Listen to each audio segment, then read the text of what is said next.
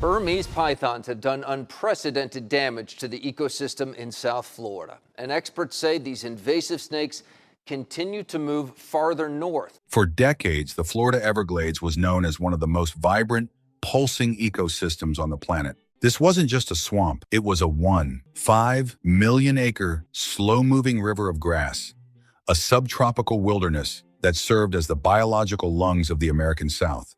Its value to humanity wasn't just aesthetic. It was estimated at over $31 billion annually, providing flood protection and clean drinking water for millions. But if you walk through the heart of the Everglades today, you might notice something haunting: the silence. The birds that once darkened the sky in massive clouds are fewer. The rustle of small mammals in the sawgrass has all but vanished. This silence is the sound of a broken paradise, a world that has been systematically devoured from the inside out. And while we all know the culprit, the Burmese python, recent footage from deep within the swamps has revealed an aftermath that even science is struggling to explain. This ecological apocalypse didn't start with a bang. It started with a pet store receipt. In the 1980s and 90s, Burmese pythons were the ultimate exotic curiosity. People bought them for $10 when they were just tiny, beautiful, hand-sized snakes. But nature has a way of reminding us that it won't be contained. A snake that fits in a shoebox today becomes a 10-foot 50-pound nightmare in just a few years. When these pets became too large to manage, owners did what they thought was the humane thing. They drove to the edge of the Everglades and let them go. They thought they were giving the animals a chance at life. Instead, they were lighting the fuse on an ecological time bomb. Then came August, 1992. Hurricane Andrew, a Category 5 monster with 165 miles per hour winds, tore through South Florida. In the chaos, a reptile breeding facility near Miami was shredded, releasing an unknown number of pythons directly into the wetlands. This was the tipping point.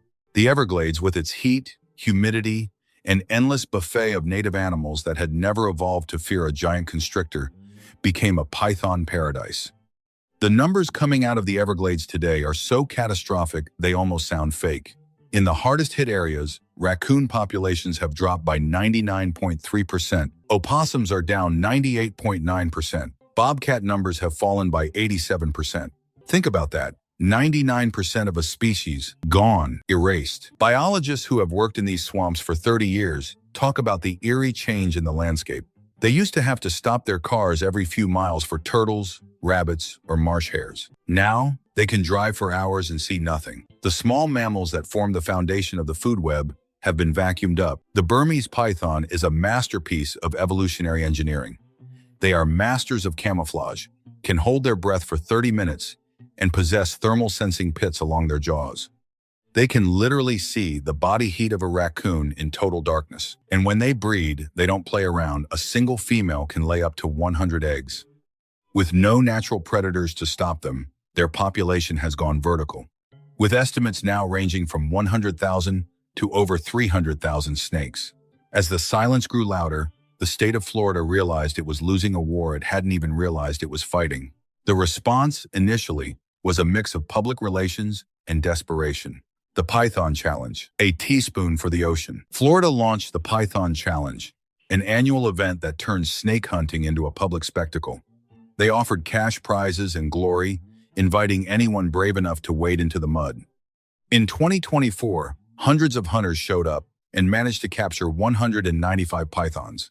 The headlines were great, the photos of 8-foot snakes were dramatic, and it felt like a win. But if you do the math, the reality is crushing. If there are 300,000 snakes in the swamp, removing 195 of them is statistically zero. It's like trying to empty the Atlantic Ocean with a teaspoon. The pythons are simply outbreeding the bullets.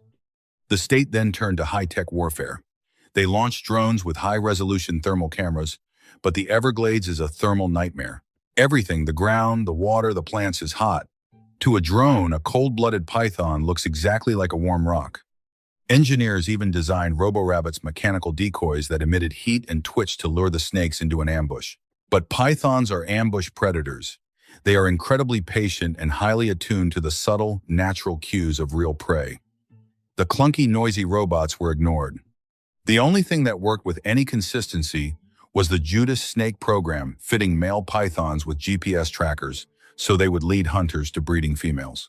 It's effective, but it's painfully slow and expensive. And according to some hunters, the snakes are actually getting smarter. They seem to avoid the levees where humans frequent and have learned to detect the traps.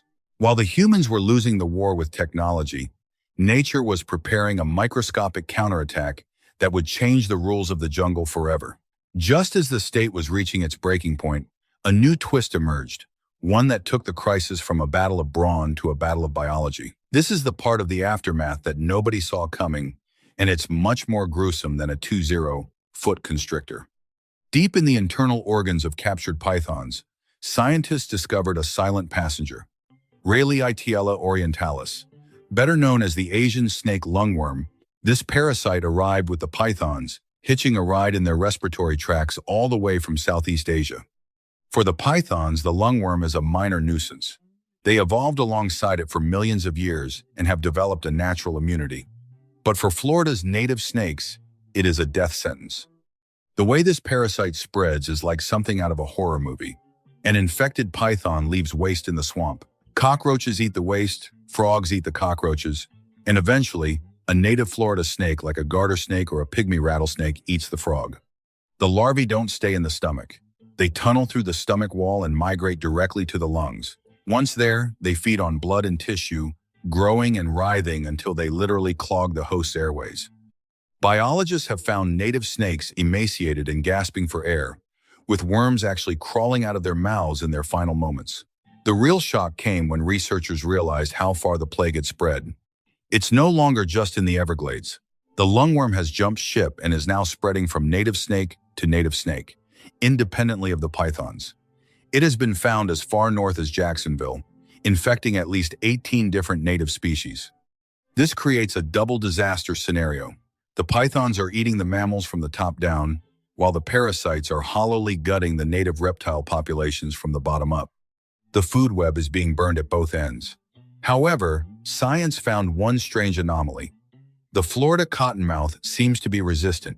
No one knows why, but their blood might hold the secret to a cure if we can find it in time. With the ecosystem on life support, Florida officials announced a plan so radical it was initially met with mockery. They decided to release more snakes into the wild. The internet erupted. "Don't we have enough snakes?" became the mantra of the skeptics. But this wasn't an act of madness. It was a calculated restoration. The snake they released was the eastern indigo, the emperor of the forest. This is the longest native snake in North America, a stunning, iridescent blue-black predator that can reach 9 feet in length. But the indigo isn't just a beautiful animal, it's a specialized killer. The eastern indigo has a very specific diet. It eats other snakes. It is completely immune to the venom of North American pit vipers. Rattlesnakes, cottonmouths, and copperheads, the indigo eats them all. It doesn't constrict. It simply pins its prey down with powerful, vice-like jaws and swallows them alive. The indigo had been wiped out from northern Florida by 1978 due to habitat loss, specifically the decline of the gopher tortoise, whose burrows the indigo uses for shelter. For decades, conservationists have been breeding these kings in captivity, waiting for the right moment to let them reclaim their kingdom. In late 2023, trail cameras captured the footage that changed the narrative. They found 2 tiny indigo hatchlings in the wild. These weren't the snakes that had been released. These were babies born in the forest, the first wild-born indigos in North Florida in over 50 years. The emperor was reproducing. The plan was working. Now, as the indigos move south and the pythons move north, a collision is inevitable. Can the native king stand up to the Asian invader? While humans were focusing on indigos and lungworms, the native animals of the Everglades were quietly undergoing an adaptation of their own. For 20 years, they were victims. Now, they are becoming hunters. Researchers tracking a 50-pound python named Loki recently found his carcass in the Big Cypress National Preserve. His head had been chewed off. The culprit? A 25-pound native bobcat. The footage from nearby trail cameras showed the bobcat half the size of the snake, stalking, attacking, and eliminating the python. This wasn't a fluke. Reports are flooding in across the state. Alligators are ambushing smaller pythons, and even the endangered Florida panther has been seen taking them down. The home team is finally learning the monster's weak spots. The predators of the Everglades are sharing knowledge, adapting their tactics, and refusing to be wiped out. The footage from Florida's swamps has revealed an aftermath nobody expected. It's not just a story of death and silence, it's a story of incredible, violent resilience. We looked for a high-tech solution in drones and robots, but the real hope was there all along, hidden in the scales of the indigo snake and the claws of the hungry bobcat. The battle for the Everglades is entering its most violent chapter yet. As the emperor snake meets the invader and the native mammals learn to fight back, the river of grass is far from dead. It is a battlefield, and the home team is starting to score points. While the battles between alligators, bobcats, and pythons capture the headlines, there is a much more subtle and dangerous aftermath unfolding in the soil and water of the Everglades. When you remove 99% of the small mammals, you aren't just losing cute animals, you are dismantling the very infrastructure of the ecosystem. In a healthy swamp, raccoons, opossums, and foxes act as the cleanup crew. Without them, the Everglades has entered a state of biological stagnation. Scientists have observed that carrion, dead meat, now sits in the sun for days longer than it used to, altering the nutrient cycle of the soil. Even the birds of prey, like the majestic snailkite and the red-shouldered hawk, are feeling the pinch. Their primary food sources, the small rodents and marsh rabbits, have been vacuumed by the pythons. This has forced these birds to either migrate or change their hunting habits, often leading them into dangerous proximity with human highways and urban areas. We are witnessing a trophic cascade, where the hunger of one giant snake is starving out 100 different species that never even saw the python coming. For years, experts believed that the cold weather of Central and North Florida would act as a natural wall to keep the pythons contained in the south. They thought the snakes, being tropical animals, simply couldn't survive a frost. But the aftermath has revealed a chilling truth. The pythons are adapting to the cold faster than we anticipated. The invasion of Jacksonville. Burmese pythons have been found as far north as the outskirts of Jacksonville. They aren't just moving, they are overwintering by burrowing deep into gopher tortoise holes or utilizing human infrastructure like culverts and heated crawl spaces. This northern expansion is terrifying because it brings the pythons into contact with entirely new ecosystems, forests and wetlands that have even fewer defenses than the Everglades. The state is now frantically trying to establish a line in the sand near Lake Okeechobee. They are deploying advanced acoustic sensors that listen for the specific hiss or movement of a large snake, and training a new generation of citizen scientists to spot the invaders before they can establish a breeding population in the north. The war is no longer confined to the swamp, it is moving toward the suburbs. Perhaps the most mysterious discovery in the recent footage is the evidence of hybridization. Researchers have found that some Burmese pythons in the wild are carrying genetic markers from the Indian rock python. Why does this matter? The Indian rock python is smaller but much more tolerant of different environments and slightly more aggressive. By interbreeding, these snakes are creating a super python, a hybrid that combines the massive size of the Burmese with the environmental resilience of the Indian species. This isn't just an invasion anymore, it's an evolution. The aftermath we are seeing today is the birth of a new kind of predator, one specifically designed by accident to survive everything Florida throws at it. Updated. Conclusion. A world reborn in the shadows. The footage from Florida's swamps tells us one thing. The Everglades we once knew is gone. In its place is a new, darker, and more competitive wilderness. It is a place where Asian parasites thrive, where native kings are being reintroduced in a desperate gamble, and where a 5-pound bobcat has to learn to be a giant killer just to survive the night. We are no longer looking for a way to fix the swamp. We are looking for a way to help it survive its new reality. The real story of the aftermath isn't the destruction, it's the grit. It's the way the home team refuses to give up. The battle lines are drawn, the emperor has returned, and the next decade will decide if the river of grass remains a miracle of nature or becomes a monument to human error. The war in the Florida swamps is a glimpse into the future of our planet, a world where nature and human mistakes are locked in a violent dance.